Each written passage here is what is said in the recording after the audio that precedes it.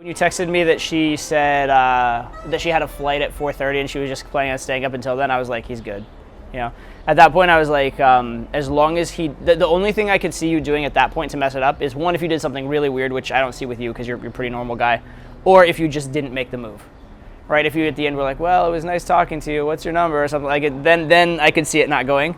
But as long as you actually just suggested the steps from there, that's pretty much as clear of an indicator as you're going to get, right? They're not going to be more clear about, yeah. I mean, I can't remember a time when a girl said we need to have sex tonight. But if a girl says I don't have any plans till 4:30 and I'm staying awake, yeah, very, very well done. And sounds like the result was good. So I'm proud of all my students, because as a teacher, that's my nature, and because fortunately, the vast majority of students I have make massive improvement. But occasionally you have a situation that really reminds you why you love teaching and really shows you what is possible in learning game. And I had one of those very, very recently on a boot camp, and I want to tell you about it. See, this student came in as basically about as beginner as you can. You could count on your hands the number of approaches he'd done in his life coming into this program. And yet, on day 2, he met a girl on the street in day game, took her home, and had every single possible thing you would want to happen on an approach happen. And then the following day, he did, along with me winging him, an incredibly high-level approach where he opened a moving group set, engaged them both, chose the hotter one for his target, and then led them on multiple venue changes. And by the end, we had them calling their airline to change their flight to try and stay longer with us. So it was very, very impressive for someone who came in as a newbie. And I tell this to you for 2 reasons. 1, it's a good story.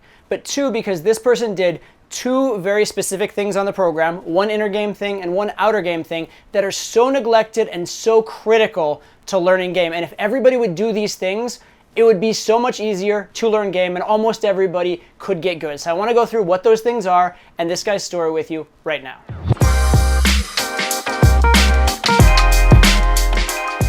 See, there are 3 things I try and hammer home to every single student I teach, but some take it to heart more than others.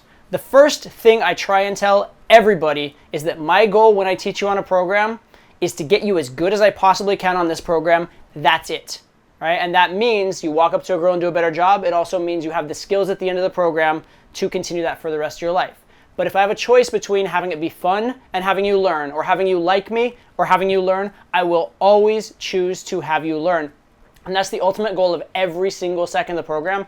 How can you learn the most from this? How can you grow the most from this? Part 2 is, first rule of any program when we're out in field, do whatever the fuck I say. And I say it with that swear word in it because I mean it very sincerely and I mean it very extremely. Every single thing I say, even the silly things, is for a reason and has a particular teaching lesson or a particular outcome in mind. I'm not messing around with the things I teach. But a lot of people hesitate because some of it's hard to do, some of it's silly, etc., or because, as we'll get to in a minute, maybe their ego gets in the way, various things like that. So that's the second one, do whatever the fuck I say. Third thing I try and teach people on program, or try and emphasize to people at the start of the program, is do not try and teach your own program. Follow the process, trust the process. You have the entire rest of your life to teach yourself. You have these 3 days to learn from my experience, so take the utmost advantage of it. And my students usually take these lessons to heart for the most part. This student took them to heart in such an extreme way. And I've been trying, for the past week or so to think about how do I describe that mentality so I can boil it down for you so you can adopt it. The first mentality kind of way of describing it was he truly left his ego at the door. He absolutely was not worried about how he looked. He was not worried about maintaining his self-image. He just wanted to get the reps in, he wanted to learn from the rep, and he wanted to get the next rep in. And that's his entire, utter focus.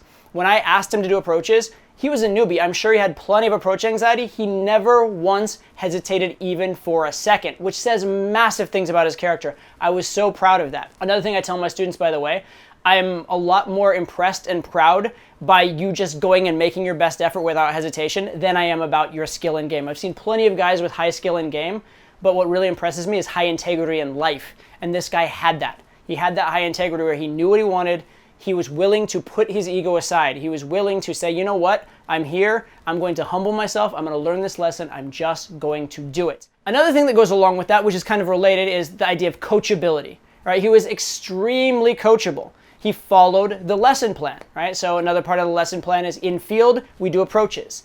Out of field, we talk and we do theory, and that's what we did. We did lots of theory, lots of exercises when we aren't out talking to girls. When we were out talking to girls, we approached girls, we got quick feedback, we did another approach, right? And he really, really followed the process. He really was coachable. And like I said, when I told him to do something a specific way, he did it that way. If I said, go open this group from this side, talk to this girl first, and then engage her friend, he actually did that. Whereas I see a lot of students, they'll go in and they'll do something else. I'm like, what are you doing, right? There's a reason I told you to do this. Please follow the program. The program works. But this guy really did it, and I was so proud of him. And so superficially, that's what I thought it was when I was thinking about it. I'm like, he dropped his ego. He was very coachable. And then I realized what it really was. It was that he wanted it. There's this old phrase in coaching, you can't coach desire. This guy had desire. And that's the reason for those other two things. That's the reason he could drop his ego. I'm sure he had plenty of things holding him up, plenty of things, that were getting in his way. If he didn't have those things getting in his way, he probably would have done a lot more approaches before the program, to be honest, right? But because he wanted it, he was here, he wanted the skill set, he wanted to learn, he was willing to do whatever was necessary to get that. Part of what was necessary was to drop his ego. Part of what was necessary was to be coachable. And so he absolutely executed. And that's a huge reason why he got such incredibly fast results. Next up, let's talk outer game. And for this, I want to show you a specific coaching sample from the boot camp I'm talking about. This is me doing a debrief, breaking down this guy's game and working with him one-on-one, very specifically, very personally. So you're going to see that in a second, but I'm going to talk to you briefly about what you're about to see. What you're about to see is flirting, right? And what I'm talking about here is flirting treated as a skill. Flirting treated as something that you can have no matter what. Whether you're in state or not, you can flirt. Whether you are feeling particularly creative, if you follow the right formats, if you follow the right process, you follow the right structures, you can flirt. You can make any conversation man to woman anytime, and flirting is a skill set. A lot of people think, oh, somebody's a good flirt, somebody else isn't a good flirt, and it's just some innate ability. Absolutely not. It can be trained. And I know this because I've trained in a lot of students, and originally I trained it in myself. I am not naturally particularly funny, and I'm only barely naturally witty. But what did I do? I studied comedy. I studied my own game. I studied what worked. I found the formats, and I practiced and I practiced and I practiced the way you practice a sport. Basketball players don't just step out on the court and play. They practice their dribbling, they practice their passing, they practice their shooting. They practice each of these as individual skills, then they practice them in a game setting, and then they practice them in a championship game setting. That's how you should handle game. You should break it down, treat it as a skill set. So I'm going to show you an example right now of us doing just that. Usually the things that stand out to you enough that you're going to have an impression are the types of things you should be teasing on, the types of things you should be thinking about. Then the question is, how do you find that exaggeration? But step one is the observation. Without step one, you can't do step two. So step one is observe, step two is exaggerate. When you're talking to a girl, if she says something to you, you probably have some judgment over that thing, right? If she says, I'm a doctor, I'm a lawyer, I dropped out of school to do this and this, right? In that moment, you have a flash of judgment. You either approve or disapprove, or you think your opinion of her has changed in some way. Now, expressing that is generally good in principle because it's something that's happening in the moment. It's something that's genuine. It's something that's relevant for her. Those are all good things. But if you express it in a purely logical way, it's either boring or really insulting or something like that. So the question is, how can you exaggerate it? Right? How can you say that thing you want to say, but say it in a way that is either silly or over the top or something along those lines? Actually, just do look at me, first impression, and then push-pull. Let's do that.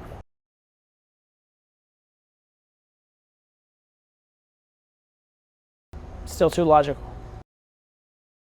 I'm wearing a lot of black today, Todd. Don't worry, it's okay. You have so much to live for. Don't do it, okay? You're wearing a lot of black today. Don't you know the goth thing went out in the 90s? Yeah, this is not easy, right? It's a new skill for you. What should you do? You should practice on your own. So pick a unique thing, and then I want you to go through this process. So what could be a reason for it? And then evaluate that reason. Is that reason too boring? Okay, cool. Can I exaggerate it more? Right? Do it. Can I exaggerate it more? To do it. And then once you come up with it, you'll come up with the answer. And it may take a few drafts. It may take a few iterations. But as you do it, maybe the first time it takes you 5 or 10 drafts. Next time, maybe it takes you 4 to 6 drafts. And then eventually you're getting it by your second and third draft. Eventually, you're getting it so that your first draft is at least decent. Now you're ready to apply it in game. So that was a clip from day 1 of the program. Obviously fairly basic stuff, but obviously critically important stuff. Let's take a look at something from day 2. One thing with your teases in general, and this is not something I want you to focus on so much today. Right now, what you're doing is fine, and I want you to not overthink your teases, so that's great. In the long run, what I'd like you to do is to try and shorten the teases. Because you're definitely very wordy about it, and the more words you have, the more it seems like you're trying to do it, as opposed to it just came out.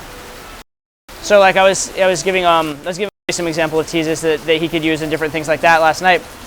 And one of the ones that's like a very stock one, very easy one is you ask her where she's from, or she tells you a personal detail, and you just say, nobody's perfect. So where are you from? Nobody's perfect. But it's very short, it's very to the point, right? Whereas if on the other hand I said, where are you from? And you say, oh, yeah, that's pretty good, I guess. I mean, it'd be better if you were from here, but, you know, it's not as good as if you can just get it across quickly. You can give someone shit about anything. And even if it's positive, you can give someone shit. Like, when I was living in Boston, I dated a lot of girls from Harvard. And basically, if they said they went to Harvard or whatever, right? You could either give them shit about like, oh, you were waiting to work that into the conversation, weren't you? Right, as in they were trying to say it. Or they can say, oh, okay, well, I was giving you leeway on your like grammatical faux pas, but now I'm going to be correcting your grammar every sentence, right? Shit like that, right? As in like, oh, Harvard, well, I expect more of you now. Let's do this. We'll take turns. You give him a biographical fact, and I want you to tease on it. I'll give you a biographical fact, I want you to tease on it. We'll just go back and forth like that. So was this guy particularly special to get these really good results? Yes. Yes, he was, in the sense that he did things right. He left his ego at the door, he was coachable because he wanted it, and he focused on flirting as a skill set. Absolutely critical. But the funny thing is, all of those ways that he was special and able to learn so fast are things you can do too. There's nothing stopping you from being special in your learning of game. There's nothing stopping you from learning that quickly, and there's nothing stopping you from stepping up in the same way. So I encourage you, do it. Get your inner game right, focus on the right things in terms of outer game, and the sky is the limit.